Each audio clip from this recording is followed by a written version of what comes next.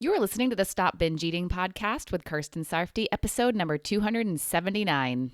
Welcome to the Stop Binge Eating podcast. It's time for you to end your food obsession and begin feeling confident and in control around food. You are absolutely capable of eliminating binge eating from your life, and I'm going to show you how by giving you simple tools and insights that you can apply in your own life. I'm your host, Kirsten Sarfty. Now let's get to it. Hi, today I am talking with you about when bad things happen and you want to eat, because sometimes in life bad things happen, sad, devastating, upsetting, unjust things happen. And for many of us, those are the times when we want to eat the most because of the intense emotions that we feel during those times. And the more intense our feelings and the longer we feel those feelings, the more we want to eat. This is, of course, because we don't want to feel those feelings, and eating will be a temporary distraction from them. Eating will temporarily numb them, or eating will make us feel better temporarily. And you might experience relief, numbness, comfort, or soothing as you're eating the food, and you keep eating it because if you stop, the distraction of the food and better feelings will be gone, and you'll be back to feeling how you were feeling before. Basically, you might think eating is a way to cope with the emotions that you feel during those bad times, and it's a way for you to take a break from how you feel. But as I said, and as you know, it's only going to be temporary, and you're not really coping because you're not effectively dealing with what's difficult. But I also know that sometimes people just don't care if it's temporary. They're just tired of feeling how they're feeling and want a break from it. And I get that. And if you want to take a break and you want to distract, and even if that distraction is with food, that's fine, unless it becomes a problem. It's okay to distract yourself when you've experienced something bad, and it can actually be good for you sometimes instead of spending all your time being focused on the bad thing. It's okay to get sucked into a movie or a book or to do something with friends or to enjoy good food or whatever, as long as it doesn't end up making you feel worse in the end. One of my group members just found out that their dog is very sick, and it was extremely emotional for her. And she's handling her emotions very well considering, and once in a while, she'll eat a cookie for a moment of joy, and that's totally fine. She's not overdoing it. She's just enjoying the pleasure of the cookie and taking a break from her sadness. I also know someone who experiences seasonal depression in the winter, and they've told me that sometimes they eat just to take a break from feeling how they feel, and they're totally fine with it. They don't see it as a problem. It doesn't really have any big negative consequences for them, so it's not a problem for them. But if you're distracting excessively and are never allowing yourself to feel your emotions when something bad happens or when you're going through a tough time, then your emotions are unlikely going to truly get better.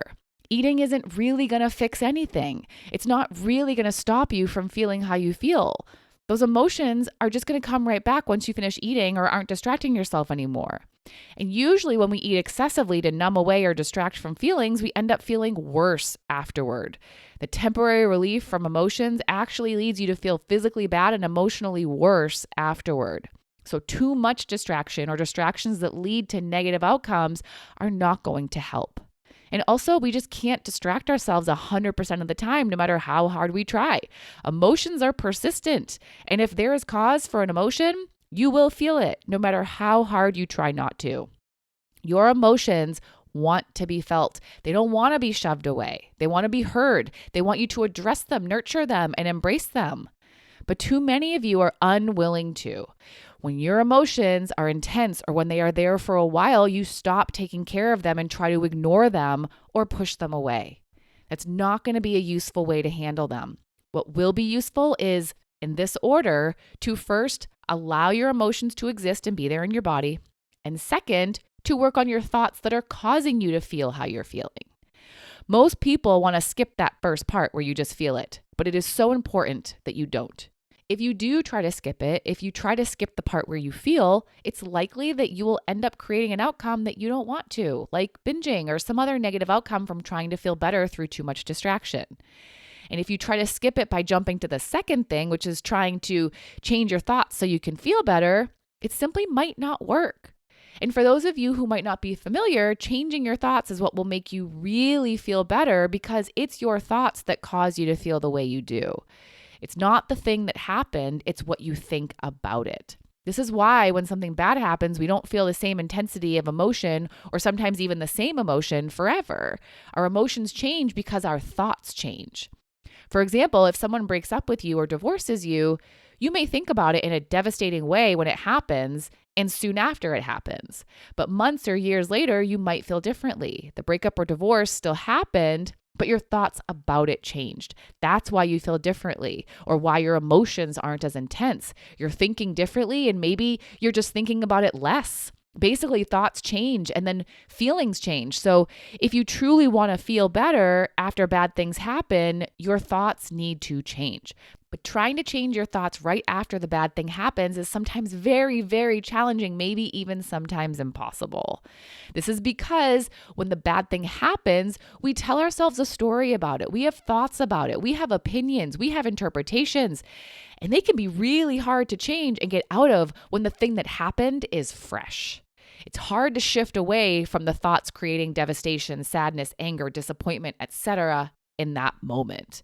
So trying to do the work to look on the bright side or to just be grateful or to be accepting or to forgive or whatever it is that will make you truly feel better isn't going to be the most useful work for you to do. The most useful will be to just be in the feelings you're feeling now. It's to go through it. The way out is through. So when you're allowing yourself to go through it, to go through the emotions, you're putting yourself on the path toward finding relief from the emotion. When you eat to distract from, numb, or ignore how you're feeling, you're basically putting a blockade on that path and are stopping yourself from going down it. You're choosing to take a shortcut toward temporary relief that ends up being a dead end, instead of just going down the longer emotion path toward true relief. Now, I get that sometimes it can be frustrating to take that longer path. Maybe you think you shouldn't still feel this way. Maybe you're getting impatient and just want it to end already. But getting frustrated isn't going to help. It's just going to create more discomfort for you that you're then going to add on to the emotions you're already feeling. However you're feeling, you're supposed to feel it. If you're still feeling an emotion, that means you're still supposed to be feeling it because you are. Getting frustrated happens when you argue with how you're feeling. But when you agree with how you're feeling, meaning you agree with your current reality, then you can be in allowance and acceptance, which will move you closer toward relief. And just know that relief will come. You're not just going to feel the feeling and then feel it at the same intensity forever. You're not, because you are going to do the mental work, the thought work, to make sure that doesn't happen. People get so afraid that if they allow themselves to feel, then it's going to get worse and they're going to fall into an abyss of uncomfortable emotions. But that's not what happens. You feel a feeling, it decreases in intensity, and then you work on your thoughts in order to resolve or to decrease the intensity of the emotion.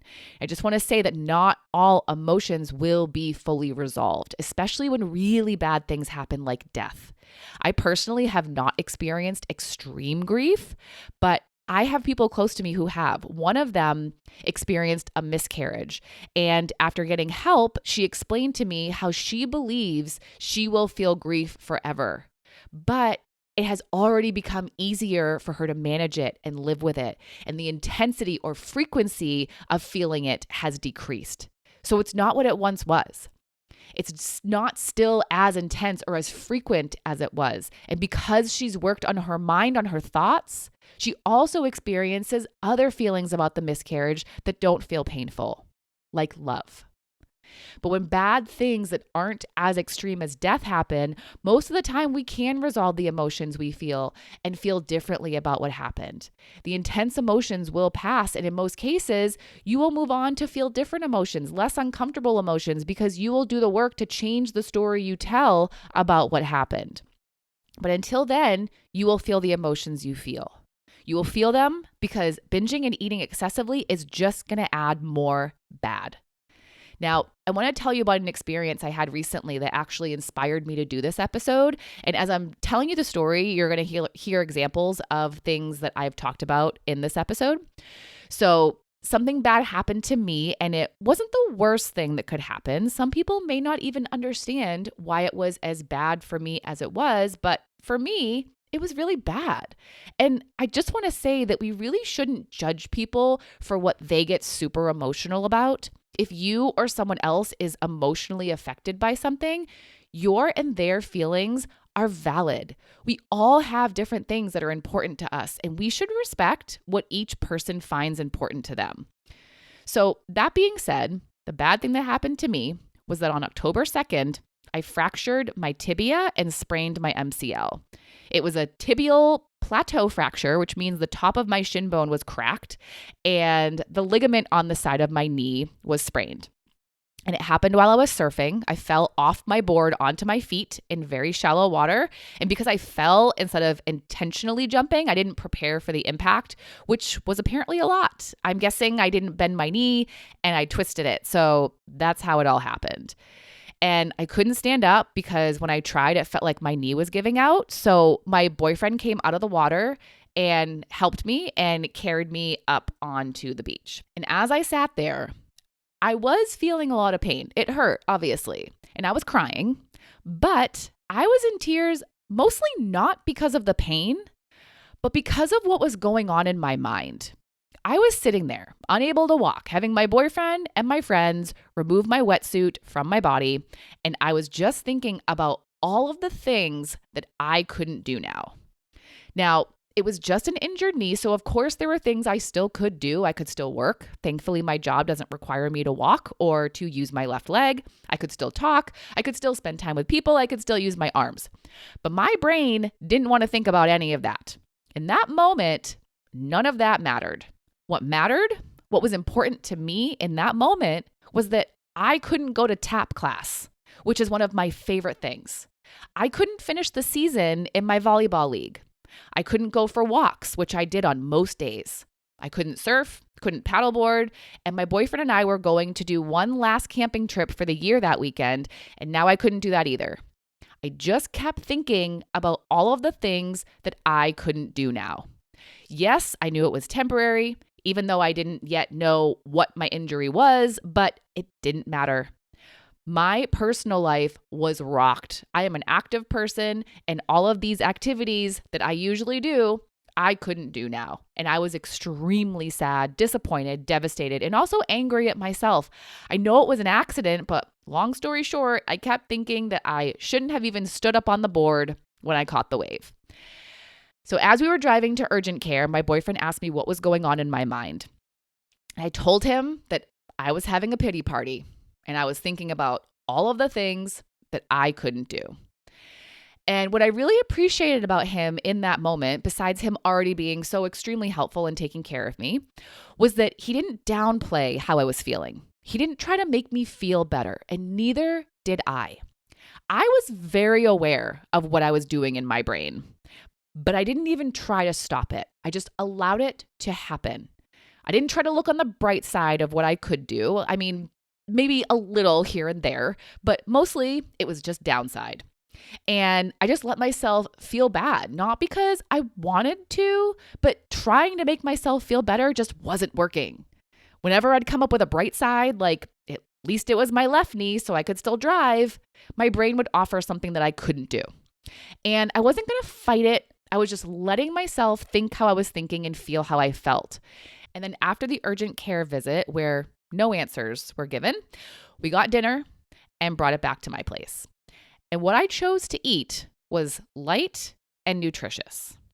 Why did I make that choice? Because I had a body that needed healing now, and it was late, and I wanted to get the best sleep I could. I already assumed it wouldn't be good sleep because of the pain and the position I'd have to sleep in, and I didn't want to make it worse. Eating a bunch of fried crap or a big dessert might have tasted good and it might have made me momentarily feel good, but it wouldn't have helped how I felt, either emotionally or physically. And in the days after, I continued to be highly emotional as I kept thinking about what I couldn't do. And adding to it, most day-to-day things were taking twice as long, sometimes 3 times as long for me to do because I was on crutches. Like moving things from one place to another because I couldn't use my hands while walking.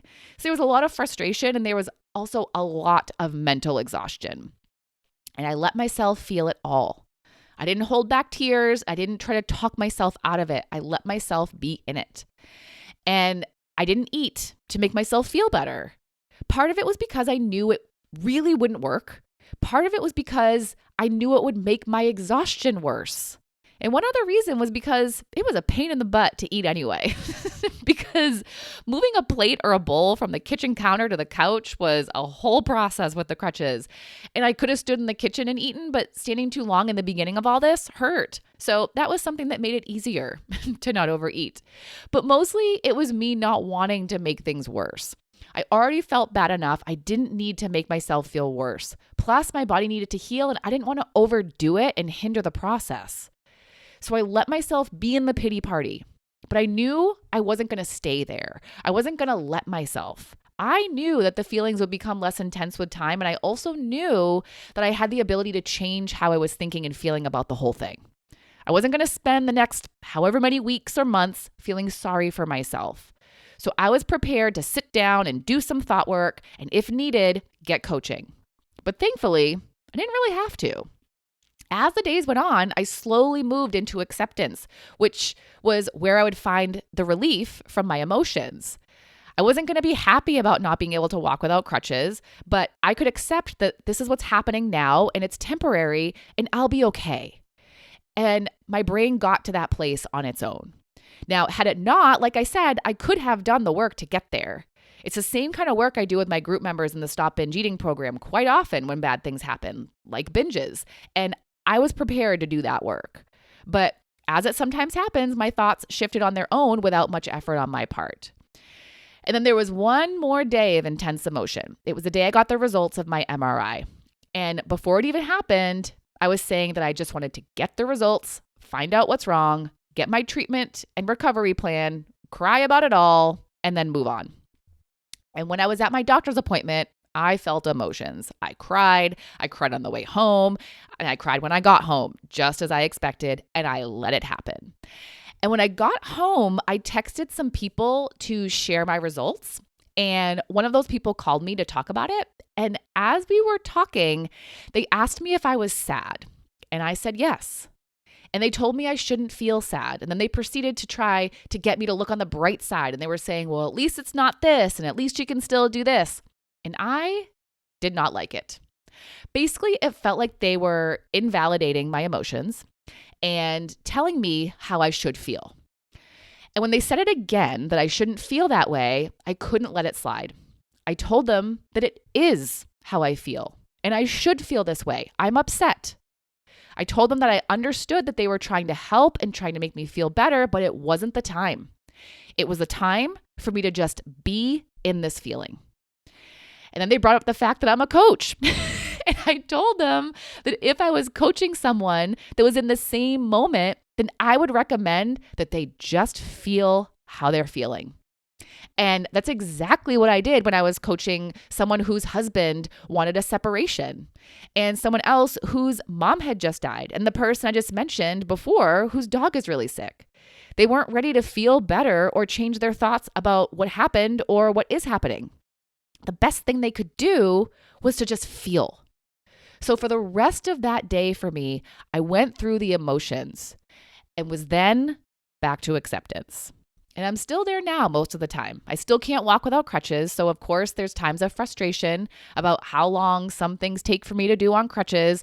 And there's times where I'm sad about what I can't do or about things I'll miss out on in the next month or two, but it's so much less.